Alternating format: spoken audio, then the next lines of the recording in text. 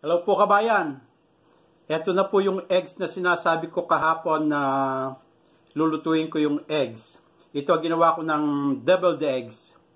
So the recipe, if you want the recipe, just PM me sa aking Facebook at ibibigay ko sa inyo.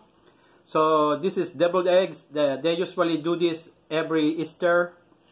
So at saka of course may soda tayo dito. So, I try one just for you guys, lalo na nga sa aking mga kabalen.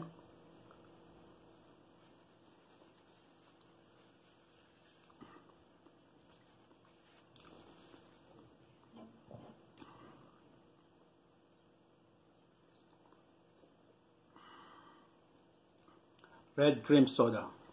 The best. Alright po. Thank you. Manyaman. Happy Easter. Mag-ingat po kayo dyan. Thank you. Bye-bye.